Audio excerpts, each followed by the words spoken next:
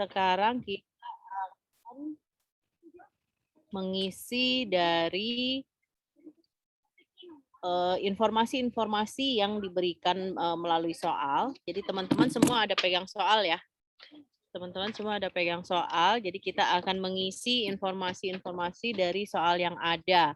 Informasi pertama adalah kita mau input pemasok. Accurate-nya udah pada siap ya?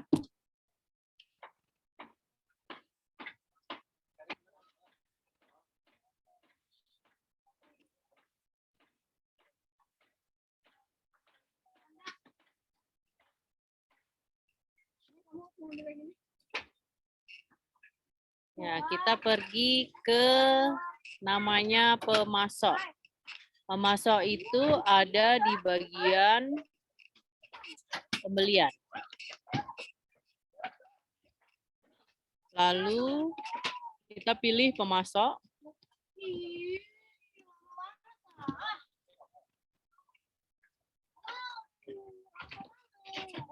Di sini pemasok kita bisa lihat kalau dari accurate-nya. Oh, oke, masih kosong ya, masih kosong. Kita buat satu namanya, cari kategorinya, mau ini pemasoknya kategori umum aja kita pakai. Nah, nanti kalau misalnya ke perusahaan Bapak Ibu, ini bisa dikelompokkan. Misalnya suppliernya ada supplier untuk pembelian retail gitu, atau yang supplier yang memang harganya kita dapat harga sebagai distributor misalnya. Jadi bisa dikelompokin, kita punya pemasoknya siapa aja sih namanya yang kalau memang dia bisa kasih kita harga retail dan harga distributor gitu. Nah, ID pemasoknya kita boleh kasih kode bebas. Misalnya ID-nya kita edit aja. Supplier misalnya sub 001 gitu ya. Nah, ini tinggal namanya siapa. Kita input pemasok tunai.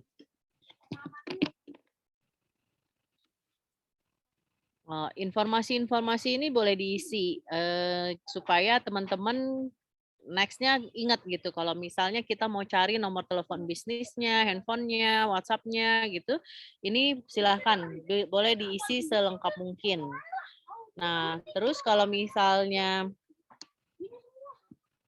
ini termasuk PPN apa enggak gitu, kena PPH apa enggak. Nah, ini kita boleh tandain aja. Tandain dulu, nanti ketika setiap transaksi ternyata tidak dikenakan PPH 21 ya di-uncheck saja. Gitu. Lalu supplier ini untuk cabang mana aja gitu. Kita boleh tulis untuk semua cabang atau misalnya oh ini mah suppliernya kantor pusat gitu ya. Jadi teman-teman bisa isi semua datanya dengan lengkap, namanya siapa. Kita tinggal tuliskan saja di sini. Di sini kita tidak ada pakai nama, mau kasih nama kontak boleh, enggak juga boleh. Nah, lalu di sini ada akun-akun pembelian. Akun-akun pembelian ini mau dimasukkan kemana? Sistem pembayarannya karena tunai kita pilihnya COD. Ya. Kita pilih masuk akun hutang usaha. Uang mukanya masuknya kemana? Masuknya ke piutang. Ini nanti akun ini juga bisa disetting sesuai dengan kebutuhan di perusahaannya masing-masing. Jadi tergantung orang-orang accounting-nya ini mau di setup kemana. Kalau misalnya oh atas nama ini kita ada bikin juga tambahannya ke akun uang muka gitu. Jadi bisa dua. Kadang karena kita ada pakai uang muka, berarti di transaksi uang muka dia akan lari ke akun uang muka penjualan. Jadi dicantel aja dua-duanya. Akun uang muka ya. Oke, setelah itu informasi pajak yang ada. Jadi kalau untuk informasi pajak yang ada, silakan juga diinputkan. Nah, ini adalah saldonya. Jadi pemasok awal tidak ada saldo ya. Kalau kita lihat di soal, pemasok tunai tidak ada saldo. Jadi kita abaikan saja. Kita balik lagi ke umum, tadi informasinya sudah selesai, pemasok tunai. Nah, di sini nanti kita boleh on off penomoran aktif otomatis. Jadi nanti nomor lanjutnya dia akan ke 002 gitu. Oke, kita save. Oh, oke. Akunnya berarti bolehnya satu aja nih ya. Akun. Ini uang muka, ini hanya satu aja.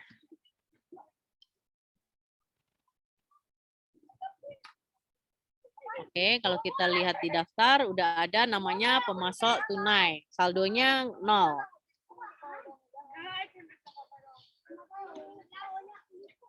Sudah selesai?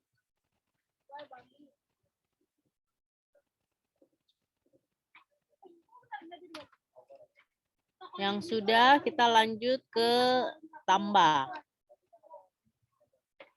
Nanti yang informasi pelanggan kita pakai data Excel aja ya. Kalau misalnya kemarin yang masih ada punya data Excel-nya, kita pakai data Excel aja. Jadi kita bisa import data nanti. Kalau ini yang pemasok kita buat dari manual. Jadi ceritanya kita buat dari manual aja. Oke, untuk yang nomor 2, PT Utama.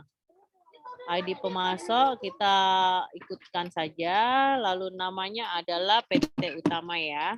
Nah, untuk penomoran atau penamaan PT ini, Bapak Ibu juga bisa bikin sebagus mungkin. Jadi PT-nya ditaruh di belakang misalnya. Supaya nanti kalau misalnya kita mau searching nama supplier itu ketika kita ketik namanya nggak muncul PT semua gitu. Jadi kita bisa ambil nama ininya saja, nama PT-nya. Utama, PT gitu.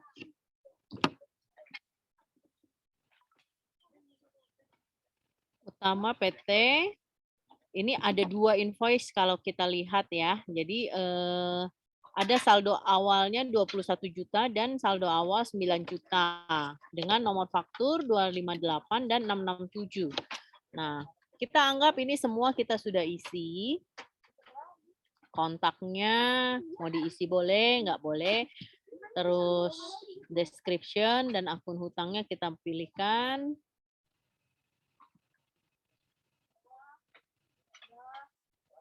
Akun pajak kita abaikan. Kalau ada informasi pajaknya silahkan diisi ya. Kalau enggak ada, diabaikan saja. Lalu di sini ada saldo. Nah, saldonya kita bisa masukkan per invoice-invoice yang ada. Jadi sebenarnya kita bisa input mau ditotalin aja 21 plus 9 berarti 30 juta atau kita memang mau rinci. Kalau kita memang mau rinci, kita buat satu-satu.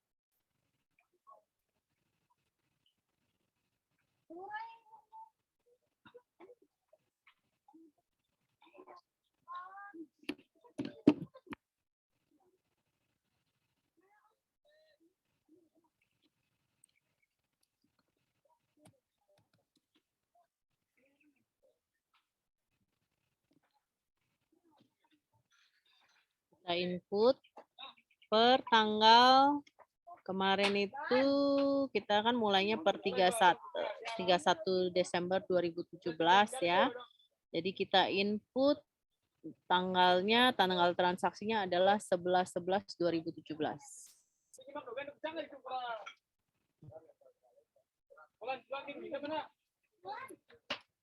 Faktur pembelian kantor pusat jumlahnya kita inputkan 21 juta.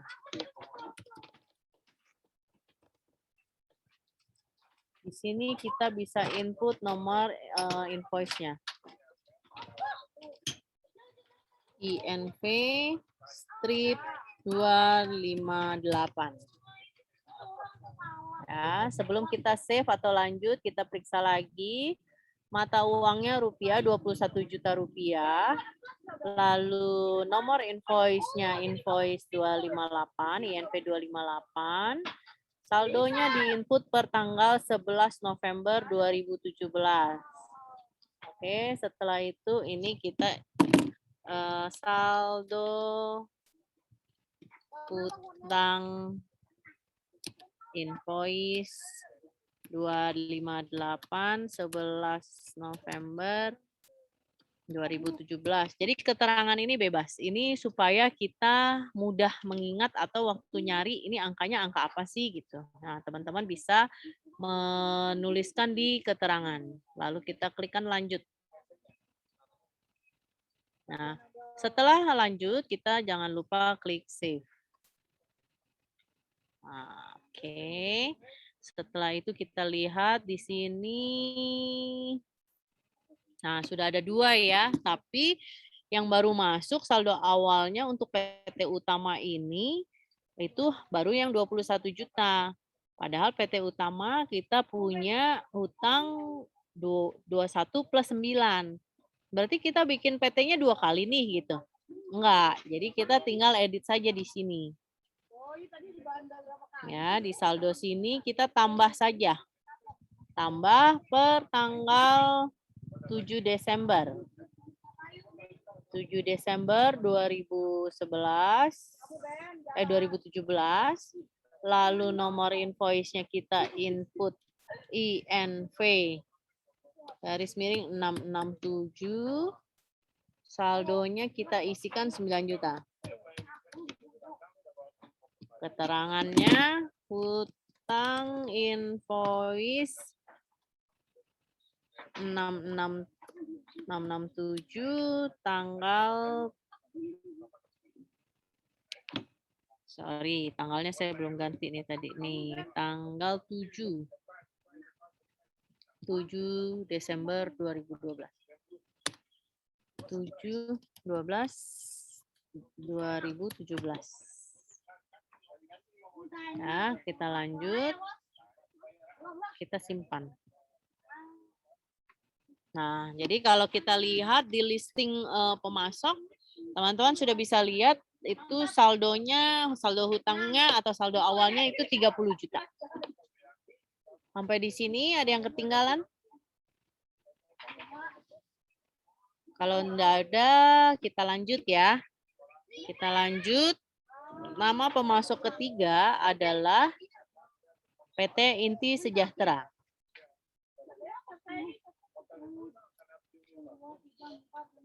PT Inti Sejahtera, kita pilih lagi kategorinya umum aja. Ini nomornya kita inputkan. Kita otomatisnya kita matikan aja supaya kita bisa ini. Sub 003 nama Inti Sejahtera PT.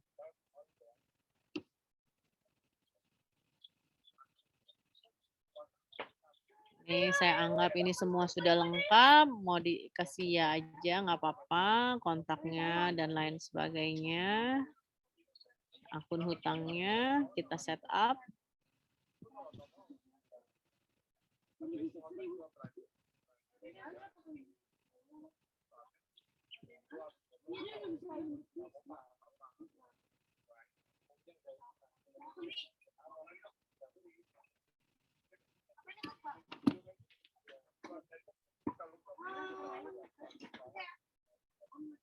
Pajaknya kita abaikan, saldonya kita input senilai 20 juta. Tanggal 5 November.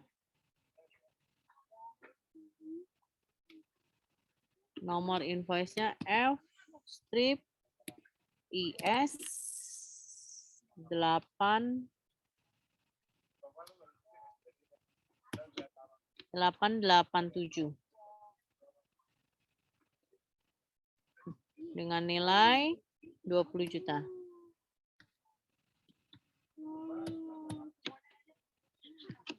Keterangan saldo awal invoice F strip IS strip 8887 tanggal 5 November 2017. Kita klik lanjut aja lalu kita simpan. Nah, sekarang kita lihat listing ini. Oke, Inti Sejahtera, PT Utama. Oh iya, tadi PT Utama ada yang salah nih, misalnya ya. Saya mau edit untuk ini saldo hutang, padahal bukan saldo hutang. Saya tinggal klik aja. Selama belum ada transaksi ini semua bisa diedit. Saldo awal. Tuh. Nah, yang ini juga.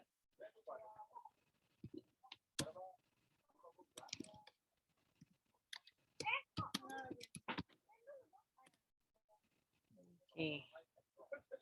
Lalu misalnya di akunnya, di akun, oh ini bukan ke piutang, tapi ternyata uang muka penjualan gitu. Nah ini bisa diedit.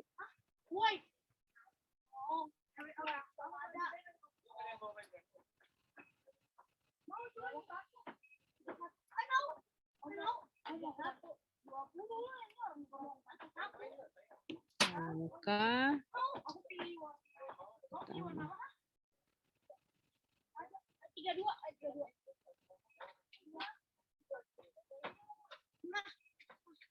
mau baju nggak?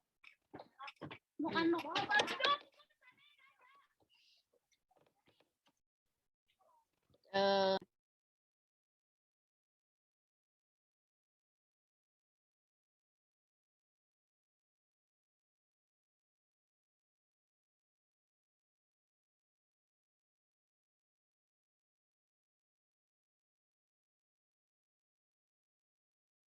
Oke, kita lanjut lagi.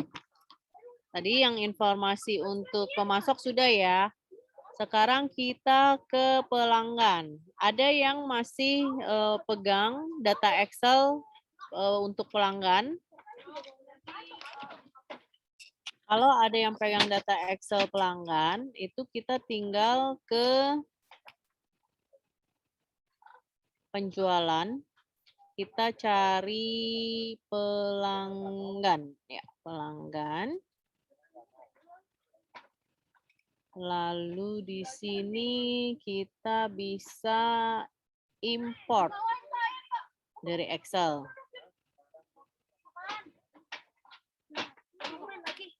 Ya, kalau yang nggak pegang Excel-nya itu boleh input satu-satu seperti yang saya lakukan atau yang kita lakukan di pemasok tadi. Kalau misalnya yang dari Excel, ini tinggal panggil filenya saja. Tinggal panggil filenya, lalu di sini bisa dicari nama filenya kemarin apa gitu.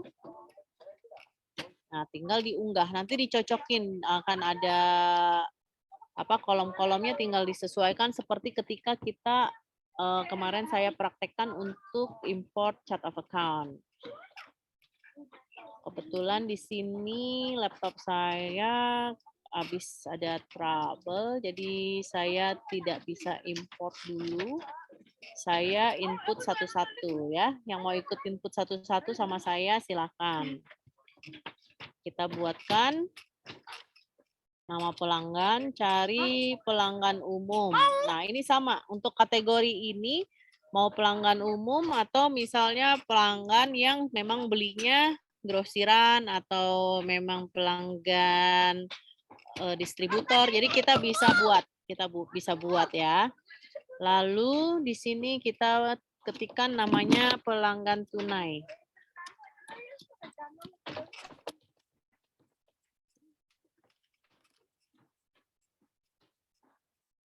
Oke.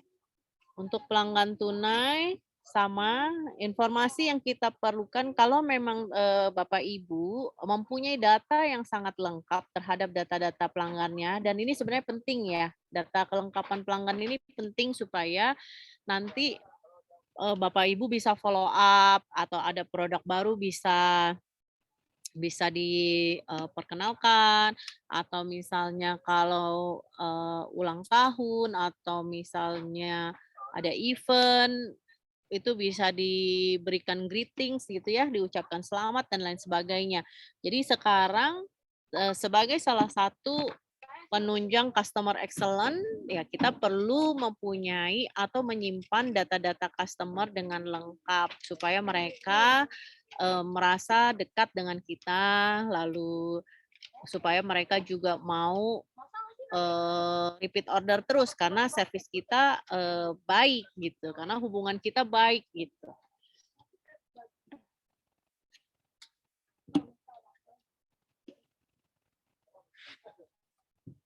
Setelah ini pengiriman.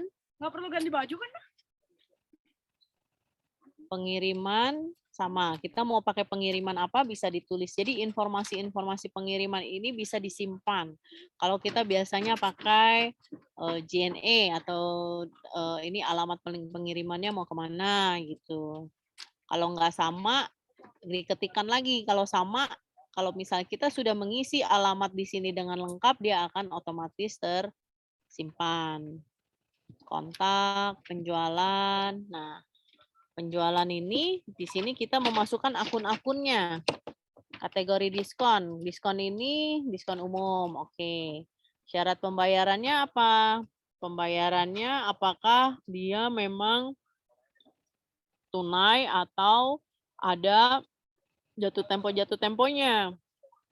Jadi di sini kita bisa bikin. Kalau misalnya ada jatuh temponya berbeda, itu kita bisa setting. Atau kalau ini sudah dibuatkan nih dari expirednya ada yang 15 hari, ada yang 30 hari gitu ya. Jadi Bapak Ibu bisa set. Kita ini lagi buat pelanggan tunai, berarti kita pakainya COD aja deh gitu ya. Default penjual ini sebenarnya nama salesman-nya. Jadi misalnya mungkin Bapak Ibu mau menjual produk yang salesman-nya itu udah dibagi-bagi gitu. Untuk produk saya anggap misalnya untuk apotik deh ya, apotik. Jadi kalau misalnya ini ada yang khusus sales obat-obatan, ada lagi yang khusus sales kosmetik gitu.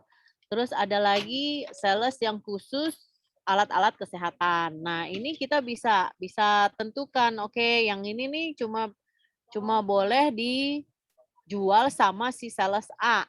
Jadi untuk namanya pelanggan tunai ini karena di toko cuma boleh dijual oleh sales A gitu, atau misalnya nama kasirnya juga boleh gitu. Default diskon. Diskonnya kalau untuk yang langsung ke end user mau dikasih berapa sih diskonnya? Kalau memang sudah pasti gitu bahwa setiap kali orang yang datang ke toko Bapak Ibu atau ke perusahaan Bapak Ibu mau bertransaksi pasti dapat default diskonnya dari harga yang sudah disetting, misalnya 10%, 5%, nah itu bisa ya.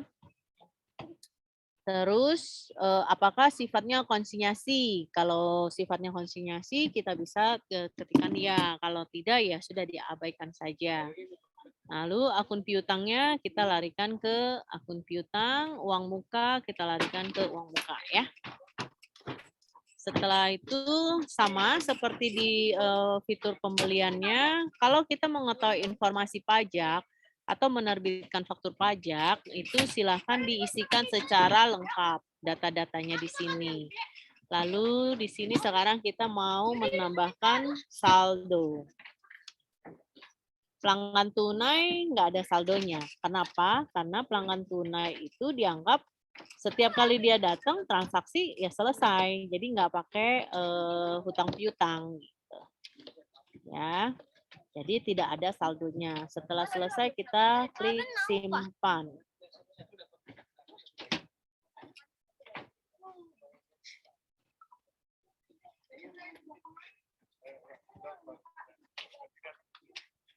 Yang ketiga adalah pelanggan yang kedua. Pelanggan yang kedua ini namanya PT ABC. Oke, kita sebut PT ABC. Nah, di sini saya ambilkan contoh. Kalau tadi waktu supplier, itu kan kita matikan ya di sini. Jadi kita bisa membuat nomor sendiri. Tadi kan sub 001, sub 002, atau misalnya nanti mau bagi sebagai supplier distributor, berarti subdip misalnya 001 itu kita bisa buat penamaan secara bebas. Nah, tapi kalau misalnya kita nggak mau ribet nih, ID pelanggannya saya mau ngikut aja lah dari sini. Nah, di sini nanti udah dibuatin defaultnya. Nanti kode pelanggannya nomor berapa dari Accurate bikinin. Kita coba dengan ABC PT. Ya, PT ABC ini ada 2 juga nih faktur faktur penjualannya yang dia belum bayar sama kita.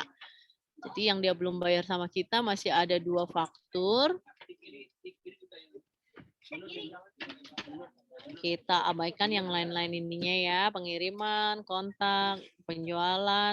Nah, penjualan kita set up ininya.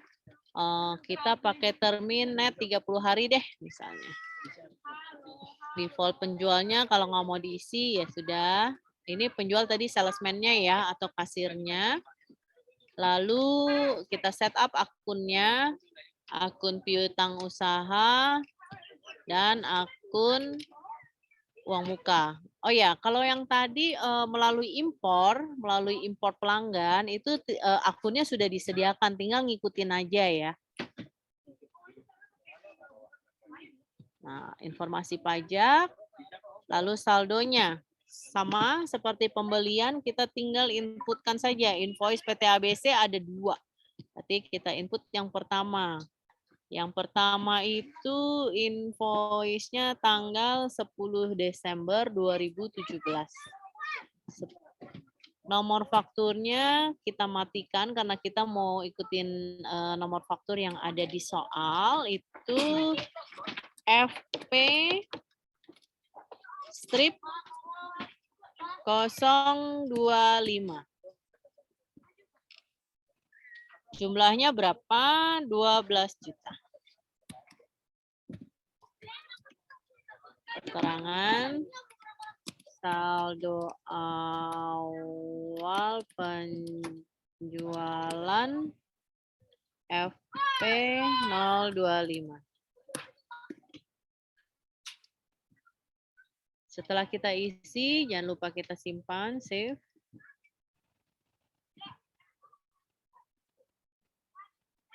Nah, sebelum kita lihat ke depan, ada 2 ya, PT ABC ada 2, kita buat langsung saja di sini.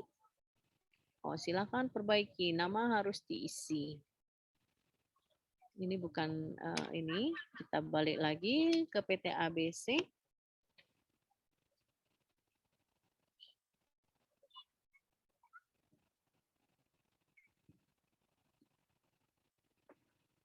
Ke saldo, kita tambahkan saldonya tanggal 18 Desember ya. 18 Desember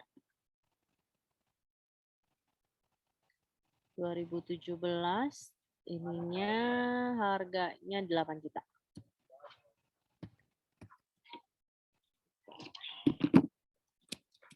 Saldo awal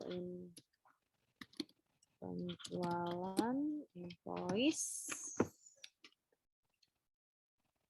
FP 039.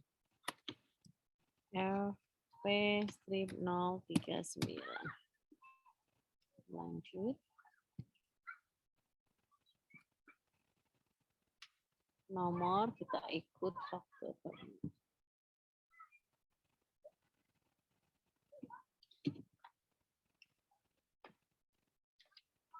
FP strip 039. Nah, ini ya. Lalu kita save.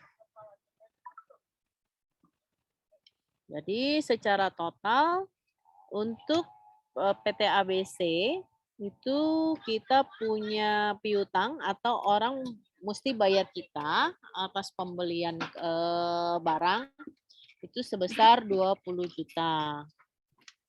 Sampai di sini ada yang belum paham, ada yang ketinggalan dan lain-lain?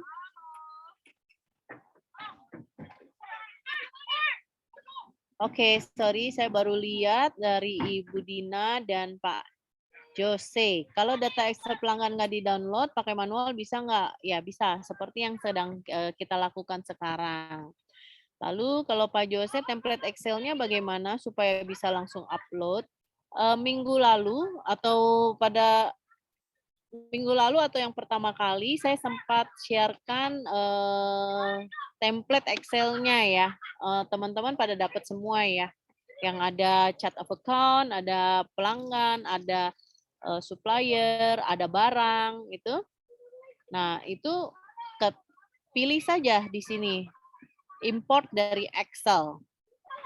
Nah, dengan import dari Excel ini nanti tinggal dicocokkan kolom nama, pilihnya nama, ID pelanggan, pilihnya ID pelanggan gitu ya. Kontak atau ininya tinggal diisikan. Nah, pas isi saldo, saldonya juga dimasukkan. Jadi udah langsung nanti tinggal klik yes aja upload gitu. Ada kesulitan Pak Jose? Pak Jose sedang menggunakan Excel-nya. Kebetulan saya ini Excel-nya lagi nggak ada di laptop saya yang ini.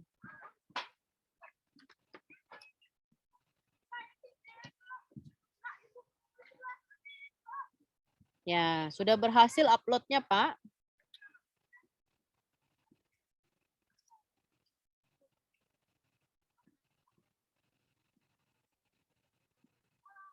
Oh, belum coba. Oke, nggak apa-apa. Nggak apa-apa. Berarti sama-sama ikut sama saya aja dulu ya, yang manual ya. Sekarang untuk pelanggan yang ketiga itu CV setia kawan. Kita buat lagi, tambah. Ini dibiarkan saja. Oh ya, tadi Bapak Ibu udah lihat ya.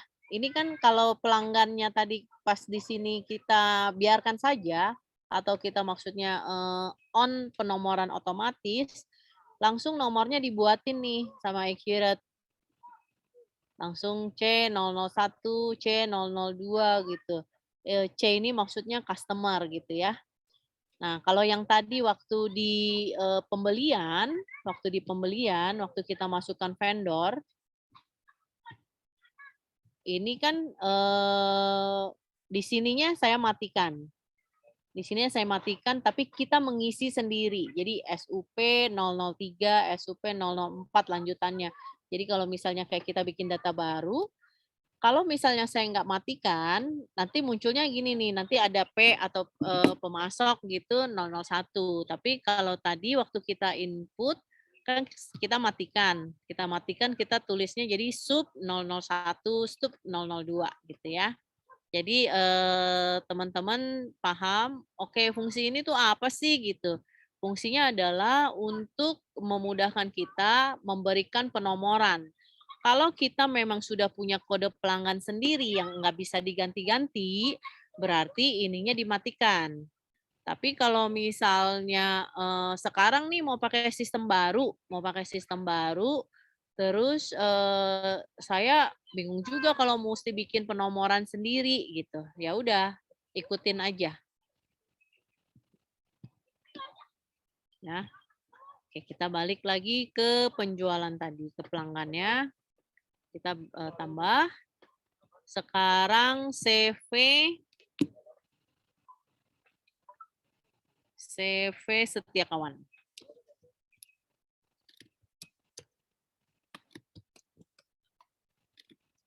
CV setia kawan. Informasi lainnya silakan diabaikan atau ini kita biarkan saja.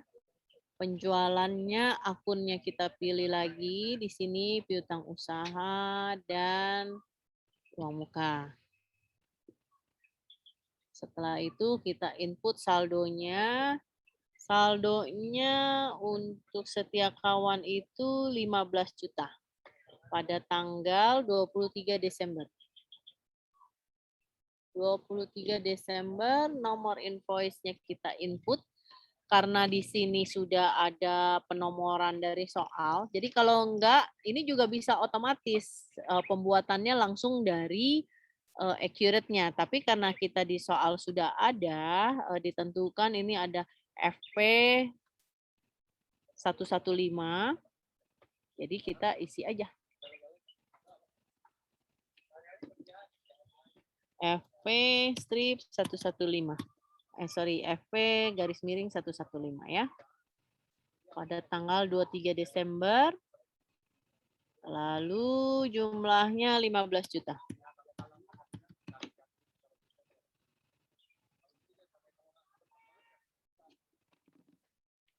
Saldo awal penjualan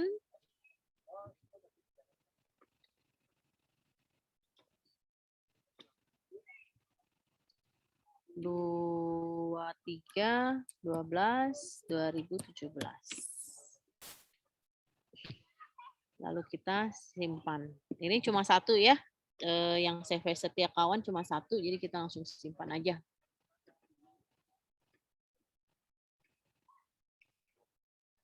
Nah, udah muncul ya. Saldo awal pelanggan maksudnya apa? Oke.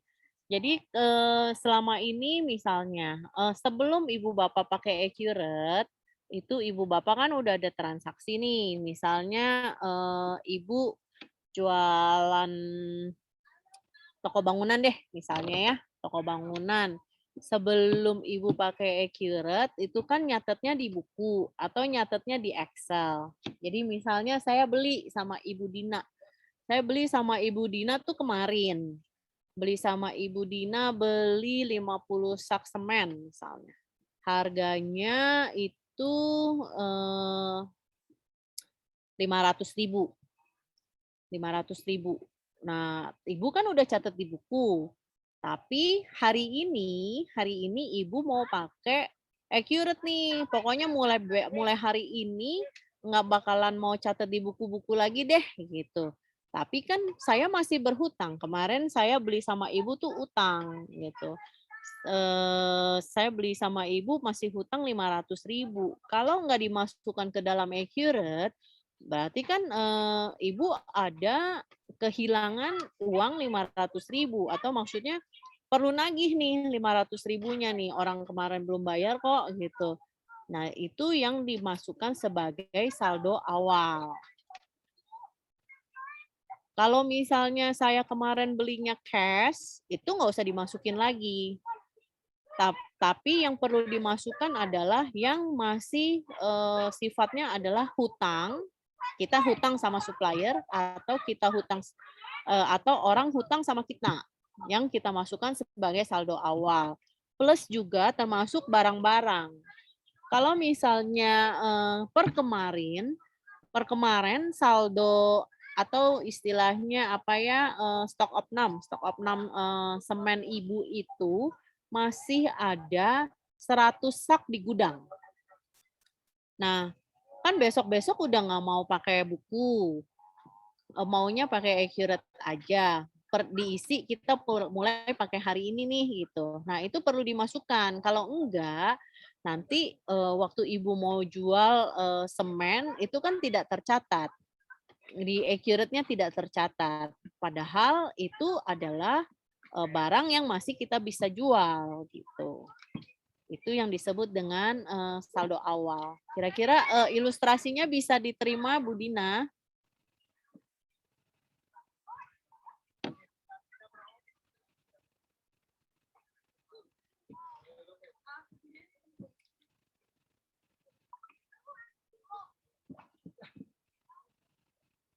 Oke, kita lanjut ya ke Toko Sejahtera. Nah, Toko Sejahtera ada 2 nih invoice-nya yang hutang.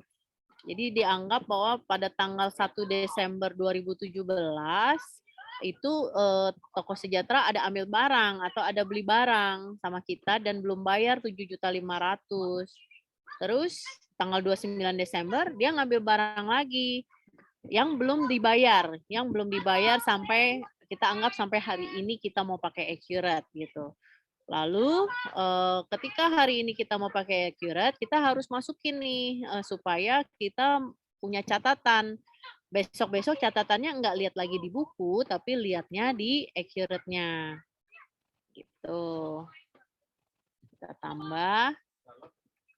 Namanya Sejahtera Toko.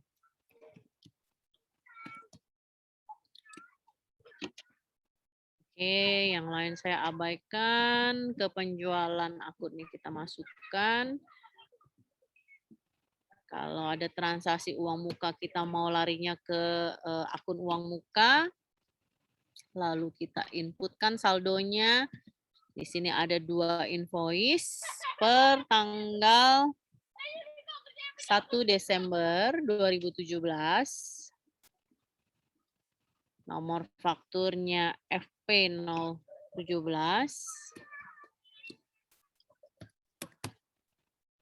Nilainya 7.500.000.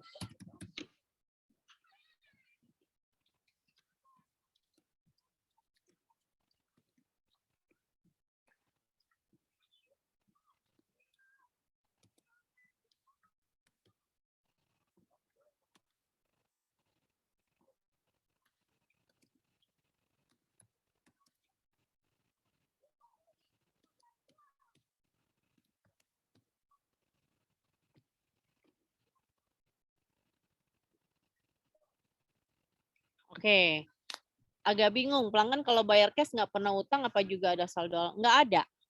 Jadi itu nggak perlu diisi, tapi namanya perlu kita buat. Sama kayak yang di awal tadi, ini saya lanjut dulu untuk yang keduanya ya, sebentar ya. Toko Sejahtera yang kedua itu tanggal 29 Desember. Nomor fakturnya FP200. Nilainya 3 juta.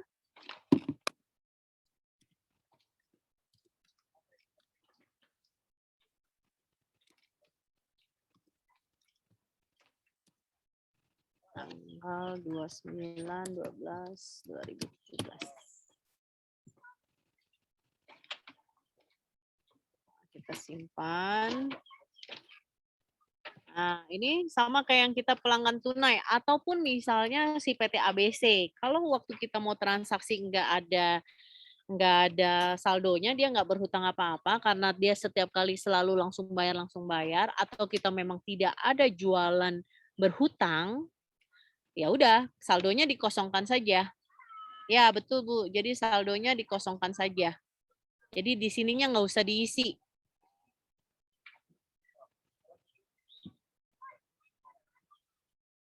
Ya, jadi sudah paham ya. Jadi kalau pokoknya yang transaksinya langsung lunas, langsung kita beli barang juga kita langsung bayar. Kayak misalnya kita memang langganannya S Hardware misalnya.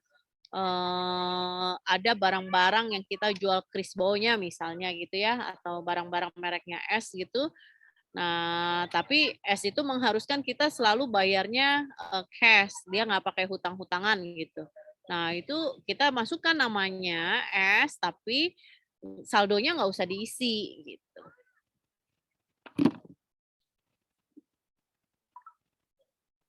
Ya, jadi sudah nangkep ya.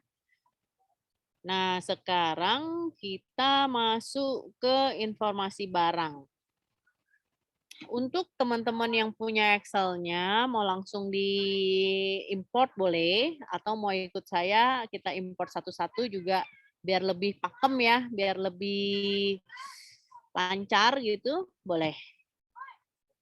Jadi kita pergi ke persediaan di sisi kiri, persediaan, lalu kita masukkan namanya barang dan jasa.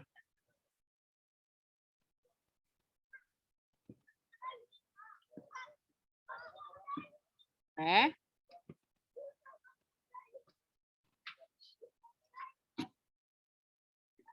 Setelah itu, kita mulai data baru ya. Jadi kalau sekarang datanya masih kosong nih, belum ada data, kita belum punya barang. Jadi belum bisa jualan apa-apa dipakai Accurate. Jadi belum bisa ngeluarin form tampilan invoice-nya. Jadi kita perlu membuat data baru dulu. Kategori barangnya. Oke, kategori barang di sini kita bisa menentukan secara bebas. Kategori barang itu mau umum boleh, mau apalagi ya kalau biasa barang-barang itu ya. mungkin ada yang bisa kasih contoh nih untuk kategori-kategori barang nih. Atau misalnya kita bikinnya elektronik gitu ya, elektronik. Jadi kategori elektronik. Jadi kita ada jual kategori elektronik, ada jual apa ya? Alat rumah tangga misalnya ya. Jadi elektronik itu kita ininya TV, kulkas, mesin cuci gitu kan.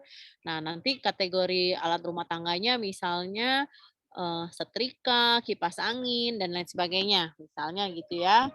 Jadi kita boleh bikin nih di sini kategori kita tambahkan elektronik. Ini kita ngada-ngada ya, kita ngada-ngada karena di sini di dalam soal kita tidak diceritakan secara detail dia masuk kategori apa gitu ya. Kita ngarang aja, ngarang. Jadi ada kategori barang elektronik simpan sebagai data baru. Oke. Nah, sekarang jadi pilihannya tuh ada barang umum dan ada barang elektronik. Nah, kategorinya masuknya kategori apa? Ini kode barang nih. Kalau kode barangnya di sini sudah ditentukan tuh. ITM strip 001, ITM strip 002. Nah, kita mau pakai yang dari sini boleh. Kita ambil contoh ya. Tadi namanya TV. TV satuannya apa? Unit misalnya. Kita pakai satuan unit. Nah, kalau sebelumnya belum ada satuannya, baru ada pieces, ketika kita ketikkan kita bisa langsung simpan. Gitu.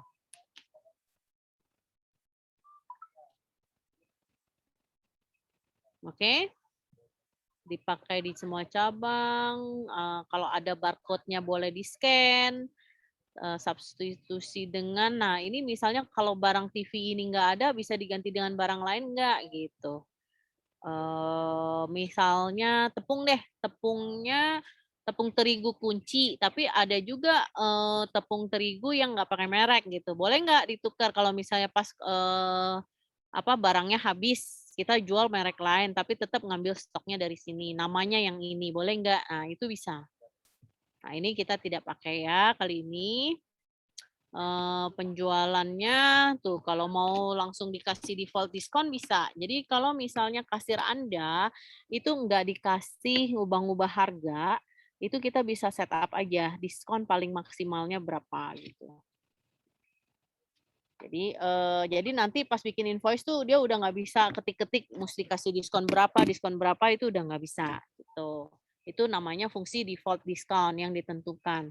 Jadi nanti pada saat kasirnya nggak boleh dikasih akses merubah-rubah harga, dia siapapun atau pembeli kalau pas datang ke toko kita, dia udah pasti dapatnya diskon 5%, 10% atau berapa gitu.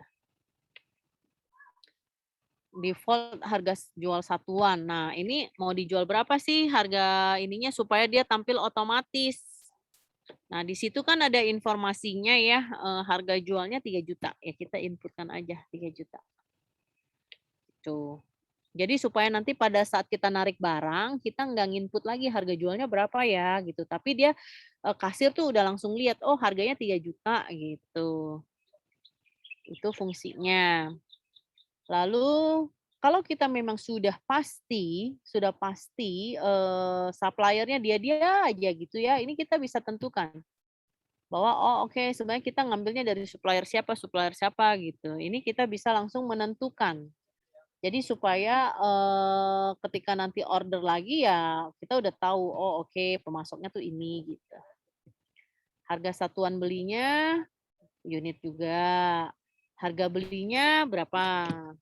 Di sini harga belinya 1.500.000.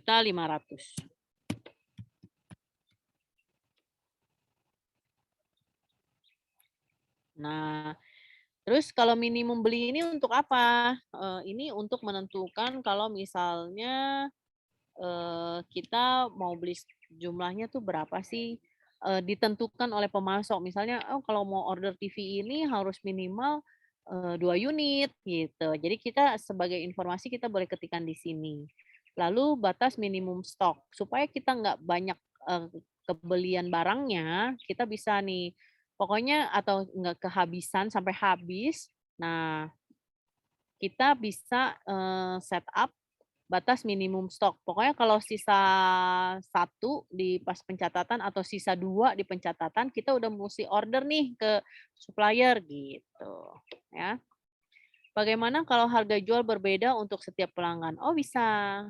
Jadi di sini ada default harga jual satuan, harga ke satu, nanti bisa harga kedua, harga ketiga, itu kita akan set up di, pelanggannya juga. Jadi selain di, harga setup sininya nanti ditentukan berapa berapa berapa, ini ada preference-nya, jadi multi harga jual atau enggak. Jadi awalnya, apakah kita akan menggunakan fitur multi multi harga jual? Kalau iya, berarti kita perlu aktifkan dulu fiturnya.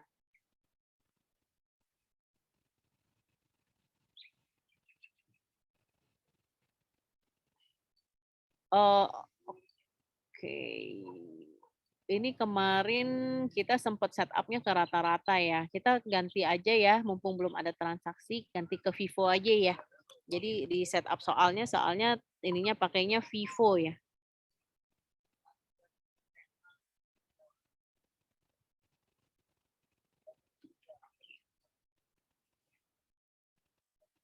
Minta faktur pajak bisa. Jadi seperti yang di awal tadi, ditentukan pada saat setup. Kalau misalnya customer-nya atau kita juga, belinya selalu kena pajak dan lain-lain sebagainya, itu jangan lupa di-setup. Di sini juga untuk, nomor-nomor faktur pajak yang kita miliki juga dituliskan dengan lengkap, supaya nanti pada saat di form pajaknya itu, sudah otomatis muncul. Kita kan ada SPT 1177 ya, kalau nggak salah 1771. Nah, itu nanti di formnya itu udah otomatis informasi-informasi pengukuhan pajak dan lain-lainnya ini sudah otomatis. Gitu.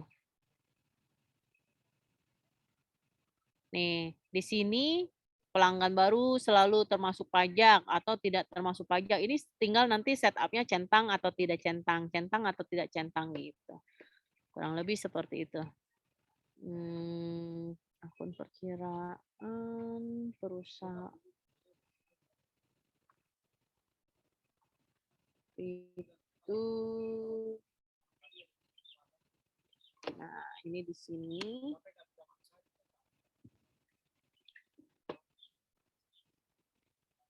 Pembayaran menggunakan kode UNI. Tukar faktur, kita ada pakai tukar faktur atau tidak?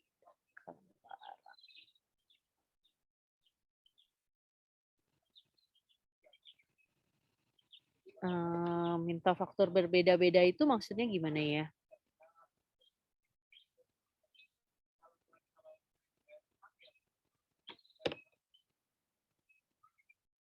Mungkin bisa diperjelas untuk minta faktur beda-bedanya ini gimana ya? Multi gudang, multi satuan barang, oke.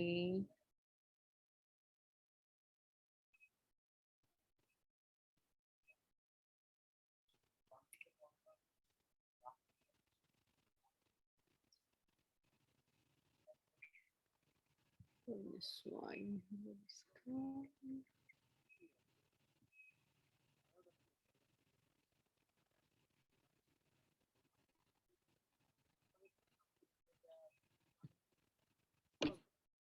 Untuk Bu Cynthia mungkin bisa diperjelas sambil saya lanjut lagi ya.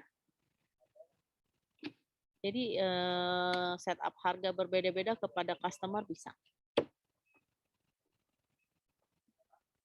Oh nggak masalah, untuk ininya tetap dibuatkan, nama PTA dan nama PTB-nya berarti tetap dibuatkan di nama pemasok atau di pelanggannya, nggak masalah.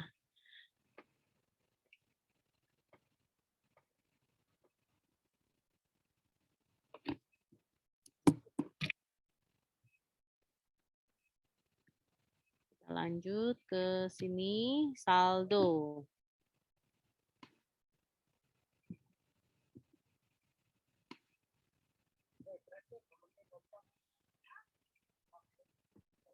Ini kita isikan saldonya. Nah, di sini bisa ditentukan nih, ini barang ini sebenarnya barangnya gudang mana dan lain sebagainya, itu juga bisa dibuatkan. Ya, ini kita masuknya gudang utama aja deh gitu ya, karena tidak ada informasinya. Lalu tanggalnya tanggal berapa nih?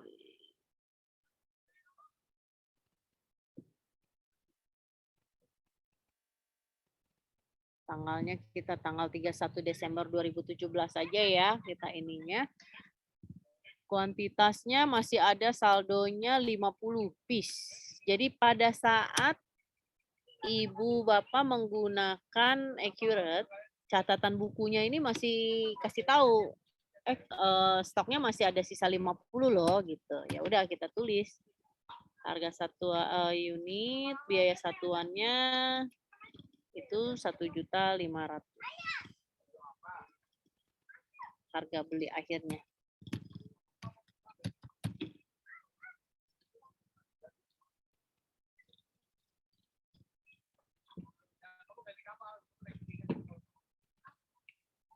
Oke. Nah, jika ada informasi-informasi lain ini silakan ditulis, kalau nggak ada juga nggak apa-apa. Saldo awal gitu ya. Nah, akunnya ini kalau yang pakai akun dari default Accurate sudah di setup nih. Ini akun persediaan, berarti masuknya ke persediaan, nanti di neracanya. Akun penjualan masuknya ke penjualan, di rugi laba, atau Bapak Ibu juga bisa setup. Oh oke, kalau ini kan kita lagi bikin tentang kategorinya elektronik. Jadi bisa di setup penjualan elektronik misalnya akunnya gitu, itu boleh. Nah, kalau yang Accurate buat karena memang dikhususkan supaya simple, jadi bisa ikut seperti ini aja ya. Kalau ada gambar, silakan dimasukkan gambarnya. Oke, setelah itu kita simpan.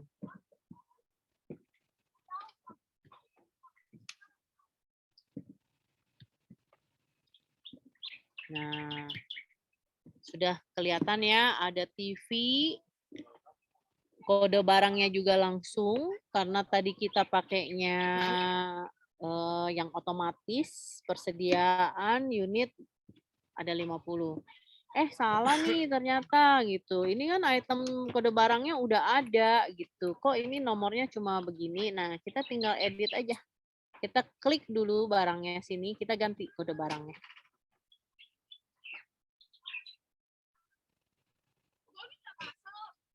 Kita ganti dengan ITM strip 001. Kita simpan lagi. Tuh, sudah. Oh ya, kemarin kalau nggak salah ada yang bertanya cara menghapus transaksi kalau udah terlanjur dibuat ya. Kalau misalnya belum ada transaksi apapun, seperti sekarang ini kita sedang input data awal, itu sebenarnya tinggal mana yang mau kita hapus, kita klik aja ini delete. Lalu kita buat ulang. Ya. Karena kita belum ada transaksi apapun. Jadi tinggal cari mana yang salah. Misalnya kayak chart of account, buku besar akunnya kemarin ada yang salah gitu. Kita tinggal cari aja akun mana yang salah. Lalu kita tinggal hapus, delete. Tapi kalau misalnya yang salah, ininya loh, yang kepalanya yang salah gitu kan. Nah, ini kita harus menghapus yang banknya dulu, lalu kita hapus yang kasnya dulu, baru yang di sini kita bisa edit atau hapus. Jadi transaksi di Accurate itu untuk menghapus itu dia harus mundur. mundur sesuai dengan step-stepnya. Kalau misalnya bikinnya yang ini yang mau dihapus, berarti deposito banknya ini kita harus hapus dulu gitu. Di sini kita mesti hapus dulu, lalu baru di Starakasnya kita baru bisa edit atau kita ganti atau kita hapus gitu ya. Karena nggak mau dipakai misalnya. Tapi kalau cuma mau edit-edit aja, tinggal edit aja description-nya atau nomornya kita edit. Gitu. Jadi sudah menjawab ya untuk yang pertanyaan minggu lalu. Saya dapat pertanyaan bagaimana menghapus transaksi yang sudah kita buat. Sekarang kita buat barang kedua. Ada yang sudah hafal atau sudah bisa? Jadi kita ini barang kedua kategorinya kulkas. Kulkas masih elektronik ya. Barang dan jasa kita buat.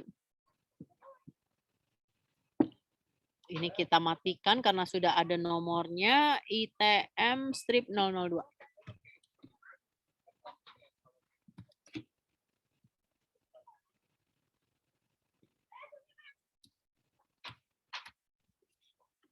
Nama barangnya kulkas.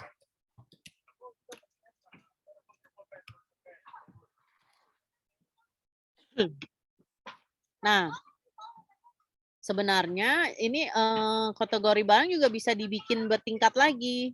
Misalnya tadi kategorinya kan elektronik. Lalu di sininya kita bikin lagi kategori namanya elektronik itu ada TV, ada kulkas. Oh oke, nanti setelah itu kita mau bikin lagi kategorinya TV per merek. TV Samsung. Terus nanti Samsungnya ada Samsung berapa inch, berapa inch, berapa inch. Nah itu tinggal diturun-turunin lagi ke kategori-kategorinya.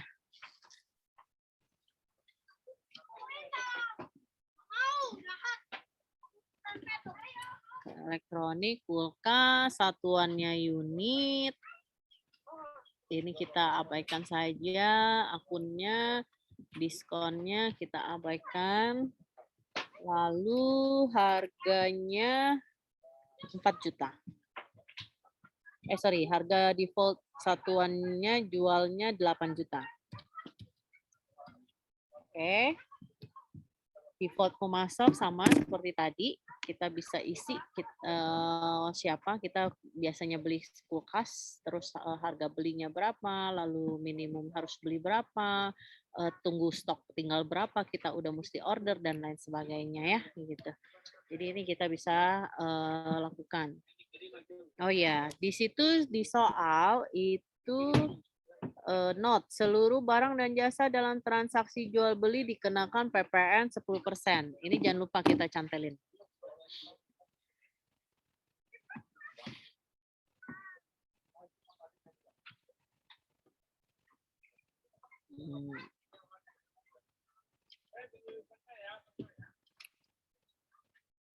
Untuk diskon bisa dimasukkan langsung di faktur atau kita set up diskon bertingkat.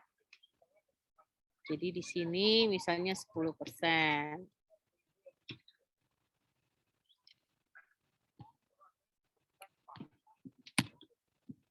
Default diskon 10.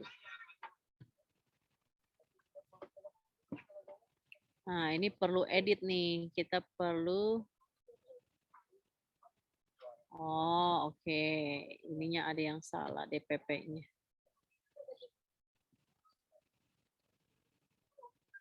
Pajak PPN-nya dari angka 100%.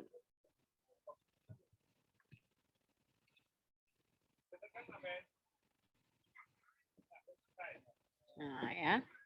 Ya, sorry, lupa. Ini angkanya belum masuk. Saldonya ada berapa? Kita inputkan.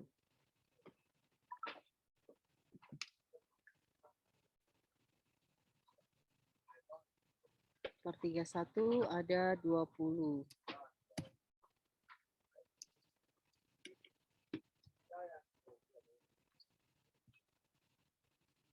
Berani dia. Berani. 20 Harga jualnya 4 juta. Harga satuannya modalnya 4 juta gitu ya. Modalnya 4 juta, satuannya unit. Kita lanjut. Lalu kita simpan. Jadi kalau dilihat,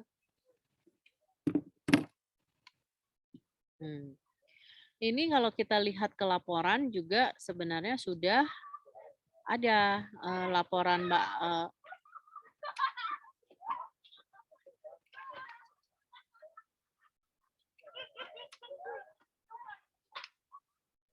Laporan rugi labanya dan lain sebagainya.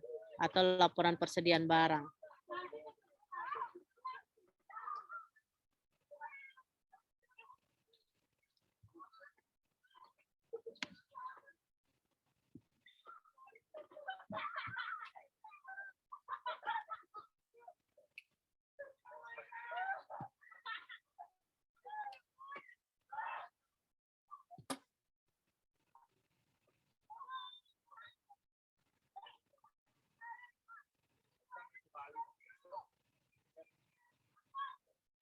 Nah, kita udah punya stok barang nih. Jadi dari laporannya udah ada kalau Bapak Ibu lihat gitu ya.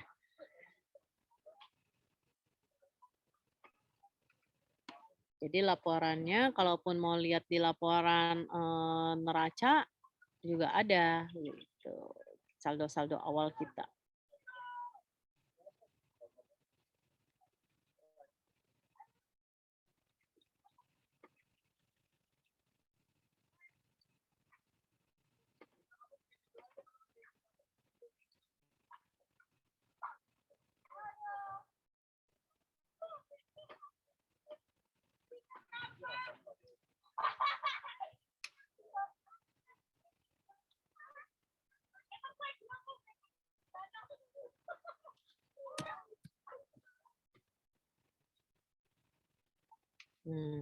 Jadi ini laporan awal kita gitu. Jadi Ibu Bapak bisa lihat laporan awal kita berapa sih? Tuh ya. Ini jadi dari tadinya buku yang sebelumnya buku sekarang udah pindah ke sistem. Nah, untuk yang cara masukkan kalau diskon 10% plus 10%, ini saya pakai contoh ya, kalau misalnya ada transaksi ya, penjualan, saya langsung masuk ke faktur penjualan aja. Misalnya kita pakai contoh transaksi di bawah ini ada transaksi gaji, terus 3 saudara, ada nama barangnya, permintaan pembelian. Nah, kita coba input transaksi nomor 2, tapi yang TV dulu ya. Yang TV dulu nih. Transaksi 2 tanggal 4 Januari 2018. Berarti kita ke pembelian. Ya, pembelian. Jadi kalau untuk input diskon itu mau di penjualan atau pembelian sebenarnya sama aja. Prosesnya sama aja. Jadi permintaan pembelian itu berarti PO, permintaan pembelian. Ya, kita ke pesanan pembelian. Pesanan pembelian, lalu kita belinya dari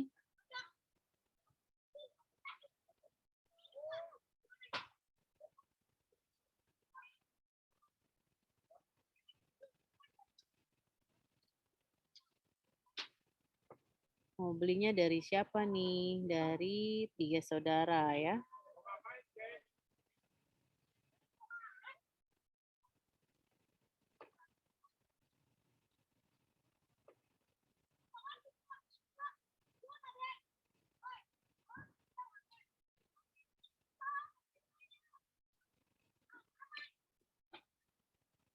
Tiga saudara, misalnya kita pakai pemasok tunai pada tanggal 4 Januari.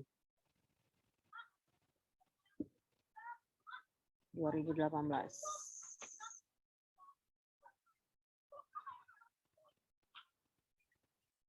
Januari 2018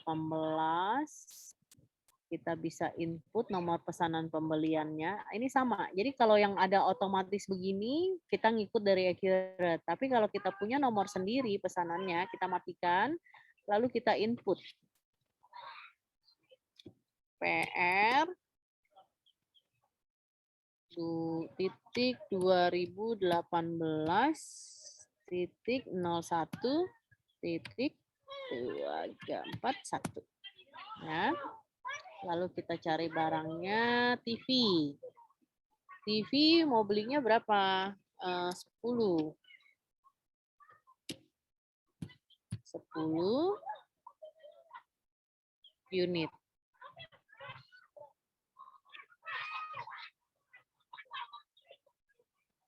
Ya, setelah itu kita harganya kita tinggal input aja. Ini keterangannya, mau kalau ada yang perlu diisi sebagai pengingat kita silakan isi, kalau enggak boleh diabaikan. Lalu kita lanjut. Nah, kalau namanya di permintaan barang, ini belum ada kita input harga sebenarnya. Ini masih ikut harga yang lama, yang kita sudah set up dari informasi yang diberikan.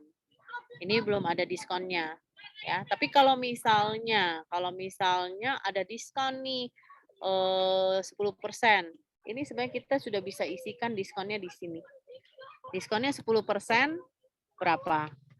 Atau kalau misalnya beli 10 dapat diskon 2 juta. Kita bisa input angka. Jadi kita bisa inputkan diskonnya berupa angka atau berupa persentase. Lalu kita lanjut. Nah, ini kan harusnya kalau beli 10 harganya 1,5 itu kan 15 juta. Tapi dapat diskon 2 juta. Sisanya 13 juta. Terus ternyata kalau beli 10 itu dapat diskonnya 2 juta plus. Jadi misalnya ada 2 ya, ada 2 diskon. Diskon 3% plus 2 juta. Nah, ini kita tinggal lanjut nih. Tuh. 3% angka 450. 3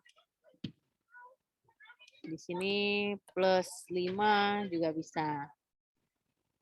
Nah, jadi tinggal diisi aja. Ya. Mungkin kalau 3 sama 5 agak susah angkanya ya. Kita sebut aja 10 plus 10. Nah, ini ya. Kalau 10 plus 10. Atau kalau ternyata diskon 10-nya tuh di sini doang 10.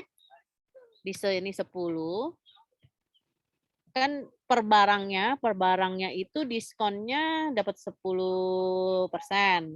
Tapi karena dia kalau di soal nomor 2 itu ada beli oven misalnya 10 unit lagi, lalu di oven di sininya, di baris sininya nggak ada diskon, tapi mau kasih diskon total invoice. Nah, kita bisa kasih di sini lagi diskonnya. Mau diskonnya diskon angka atau diskon persentase. Jadi misalnya total diskonnya 3.500.000-nya deh, 500.000-nya deh kita diskon.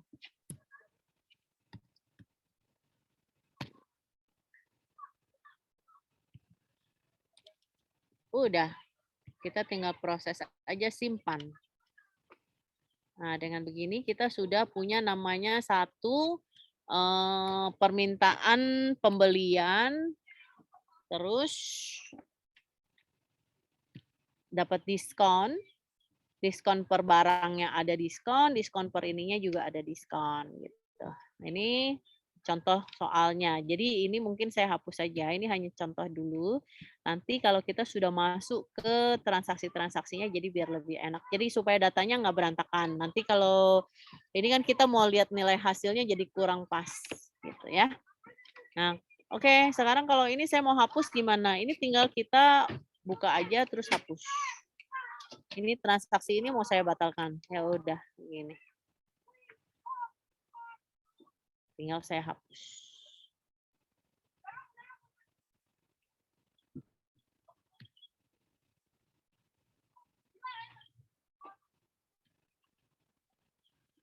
Apakah Anda yakin akan melakukan penghapusan data? Ya.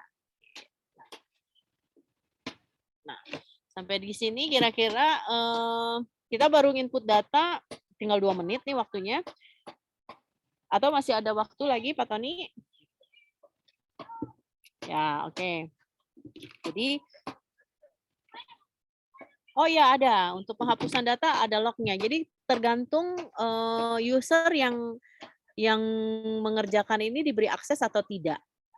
Betul sekali Bu. Jadi nggak boleh sembarangan menghapus data atau menghapus transaksi. Itu ada hak aksesnya yang nanti bisa diatur oleh owner-nya, bisa diatur oleh manajernya. Jadi apapun transaksi yang ada, misalnya salah aja ya gitu ya. Salah, accounting-nya salah nih, karena dia punya akses full gitu dia, ya udah salah hapus gitu kan nggak bagus juga ya. Walaupun sebenarnya ada jejak auditnya, jadi sebenarnya bisa di-trace, ada laporannya, kesalahan apa yang dilakukan apa, gitu. Sifatnya bukan PIN Bu, tapi nanti pada saat di user access ini kan kita bikin nih, penggunanya boleh siapa aja, terus boleh aksesnya ngapain aja, ada di sini. Jadi misalnya nama saya sebagai administrator saya boleh semuanya. Terus kalau misalnya ada yang nggak boleh ngapa-ngapain, kita tinggal nambah aja, ada siapa lagi, dia sebagai apa, operator. Terus akses grupnya nanti kita bisa buat. Grup ini bisa ditentukan per divisinya misalnya ya. Jadi di akses grup ini kita buat nama grupnya grup marketing misalnya. Oke, marketing ini cuma boleh di-input oleh anak-anak marketing, cuma boleh dilihat oleh anak-anak marketing, terus marketingnya juga hak aksesnya boleh ngapain aja. Ini kita tinggal tentukan. Ya, jadi kita tinggal tentukan di sini nih, kalau orang marketing ke penjualan lah ya. Nah, ini kita klik penjualan, terus ada bagian-bagiannya atau fitur-fiturnya nih. Si sales boleh nggak bikin kategori pelanggan, penjual, bikin pelanggan, terus boleh menggunakan akses semua pelanggan apa enggak, dia boleh bikin penawaran atau tidak. Nah, ini semua kita akses ininya lakukannya di sini. Jadi dicentang-centang boleh enggaknya tuh di sini. Nanti misalnya ada grup lagi yang staff punya gitu, staff sales itu hanya boleh, membuat saja, nggak boleh mengubah, nggak boleh menghapus, lihat boleh gitu misalnya. Nah itu silakan ditentukan oleh, owner-nya atau atasannya berdasarkan kebijakan perusahaan. PIN-nya itu, nanti masuknya pada login email masing-masing. Jadi pada saat, ini seperti ini ya, seperti ini, kan waktu kita masuk, ini saya keluar nih ya, saya keluar, atau misalnya nggak usah keluar deh, kita oh udah keburu keluar. Nah, di sini kita bisa add user, tuh tambah penggunanya siapa aja. Emailnya sebagai operator, emailnya siapa atau nomor handphonenya siapa. Nah, nanti dia ke accurate.id, dia login pakai emailnya dia atau pakai nomor handphonenya dia.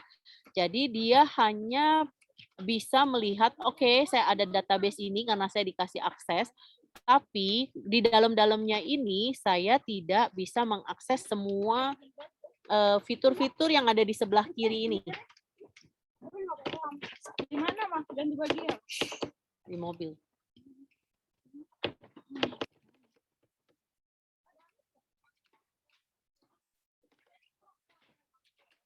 Nah, jadi ini yang di sebelah kiri ini, kalau kita tadi tentukan cuma hanya boleh ini, boleh ini, boleh ini. Orang sales, dia tuh nggak akan aktif. Icon-icon yang di perusahaan, di buku bank, ini belum nggak bisa aktif, nggak bisa diklik gitu. Pesanan pembelian ini maksudnya kita mau buat order ke pemasok. Yes, betul. Jadi kadang sebenarnya kan, kita mungkin nulis ya, nulis di kertas atau di form gitu ya, pesanan pembelian buat di-fax atau dikirim ke, supplier gitu. Nah ini kita nyalinnya ke modul pembelian sini gitu, ke pesanan ini gitu. Nah kalau misalnya faktur pembelian, ini biasanya kita mencatat nomor faktur yang diberikan oleh pemasok kita. Karena nomornya ini dari pemasok, gitu. Di sini ini ada 2 nomor. Ini nomor urut form kita, yang ini nomor urut form kita. Nah, nomor faktur ini yang dari, supplier, yang kita input. Jadi kalau dapat dari supplier, itu nomornya, kita ketikkan di sini, gitu. Sedangkan, kalau faktur, fisiknya yang kita dapat dari supplier, ya kita tinggal filing aja, ini apa, gitu. Apa bisa kita download pakai HP jadi bisa lihat sewaktu-waktu? Yang mau di-download apa ya, Bu Cynthia?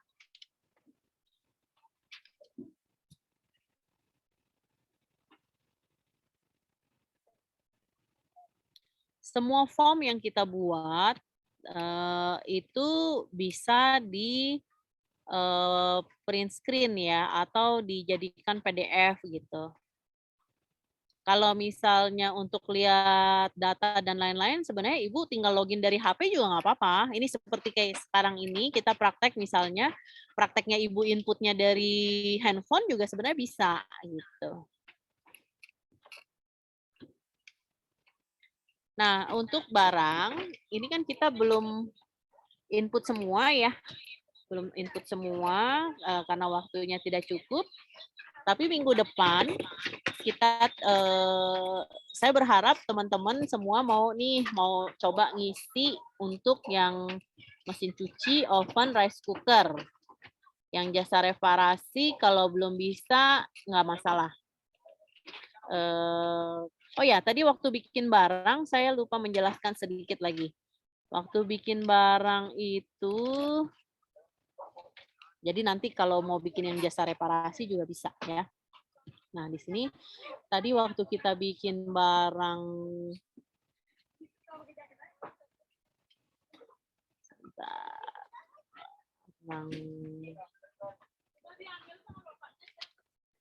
nah, pada saat kita bikin barang di sini, ini kan ada TV.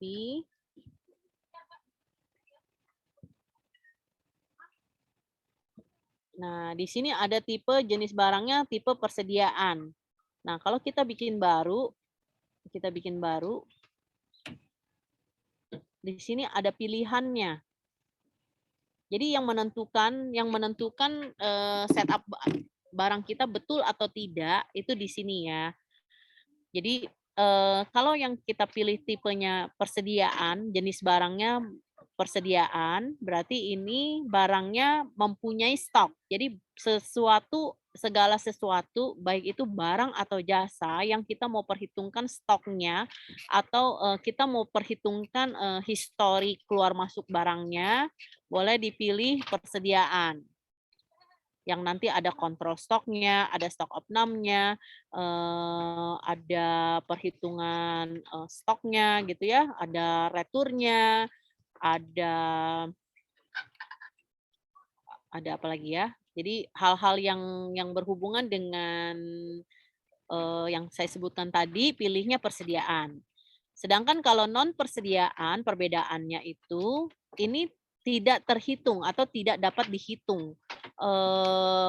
Misalnya tadi kulkasnya nggak mau pakai stok, kita nggak perlu tahu jumlahnya berapa, kita nggak perlu tahu, keluar masuknya, kita nggak perlu tahu nggak pakai stok opnam, itu berarti pilihnya tipenya non persediaan. Tapi akan sangat jarang karena sesuatu yang barangnya memang sifatnya ada kuantitinya itu perlu kita kontrol, itu kan gunanya kita pakai program ya, supaya, stoknya terkontrol gitu.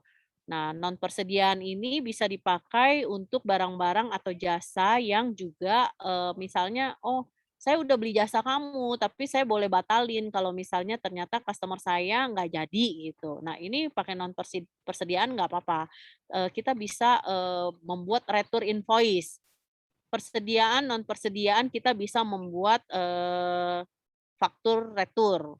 Tapi kalau kita pilihnya ke jasa, jasa, saya mau beli jasa sama ibu, terus ibu ketiknya di jasa, tapi jasa ini kalau misalnya sewaktu-waktu saya bilang, "Bu, waduh karena satu hal ini saya, batal ya, nggak jadi," gitu, minta diretur aja. Nah, nggak bisa nih kalau kita pilih tipe barangnya tipe jasa. Kalau mau bisa ada returnya, kita pilihnya yang non persediaan, gitu. Nah, kalau yang grup ini, kita membuat barang-barang grouping. Jadi assembly gitu ya. Jadi misalnya dari barang-barang yang satuan, kalau misalnya toko komputer itu, satuan barangnya kan ada mouse, ada monitor, ada CPU, ada casing, ada mouse gitu kan. Lalu kita mau jualnya dalam satu barang yang sudah di grup gitu. Nah, kita boleh pilih satuannya grup, gitu. Kurang lebih seperti itu. Nah, untuk teman-teman, saya tunggu minggu depan mungkin bisa belajar untuk mengisi, 4 barang yang, di bawahnya ya. Jadi ada item 003, 004, 005, dan atau service 001, itu jenis barangnya sudah dikasih tahu kuncinya. Jadi kalau mesin cuci tipenya yang inventory atau persediaan, oven juga, rice cooker juga.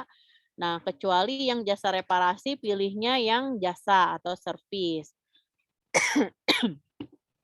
Jangan lupa dimasukkan kuantitas saldo awalnya, lalu harga modalnya diisi, dan, harga jual ini sebagai informasi mau diisi boleh, nggak diisi boleh. Kalau diisi akan memudahkan kita pada saat, menjual barang nantinya waktu kita bikin invoice itu dia langsung muncul. Jadi saya contohin sekali lagi untuk Jana itu yang mana sih, Mah? di sini sebentar ya.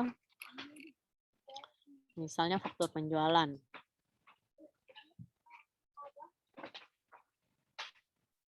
Faktur penjualan, terus kita mau jual ke pelanggannya PT ABC, gitu ya. Terus tanggalnya saya anggap tanggal sekian, faktur penjualannya saya anggap langsung aja. Kita cari TV.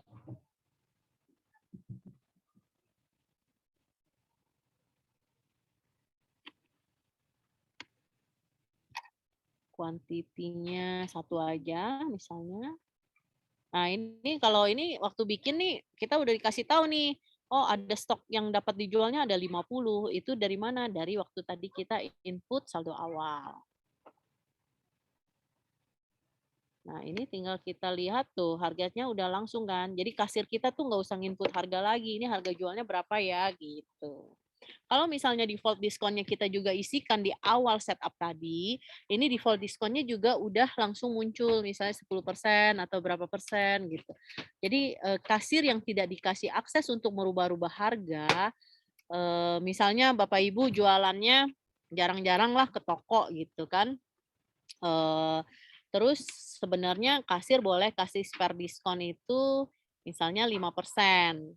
Tapi karena, nanti dia sebenarnya jualnya nggak diskon, tapi dia selalu bilang diskon, padahal 5%-nya masuk kantong dia. Ya itu hal-hal yang bisa terjadi kalau di retail ya. Nah, ini bisa diantisipasi dengan si kasir itu nggak boleh dikasih hak akses untuk merubah-rubah harga, gitu. Ya, ini contohnya kurang lebih seperti ini kalau kita sudah mengisi secara default pada saat setup awal. Nah, teman-teman bersedia nggak nih, minggu depan saya sudah dapat sudah dapat hasil dari teman-teman mengisi data 4 item yang sisanya. Jadi minggu depan kita akan lanjut ke informasi mengisi aset tetap dan transaksi. Setuju? Oke. Ya, oke. Karena waktu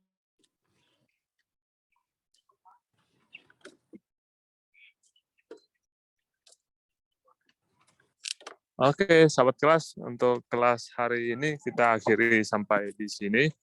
Terima kasih atas kehadirannya. Terima kasih Bu Evi untuk sharingnya hari ini. Kita ketemu lagi minggu depan di waktu yang sama. Ya, sahabat kelas kita akhiri ya. Bu Evi sepertinya langsung udah ke log out ya, udah ke live.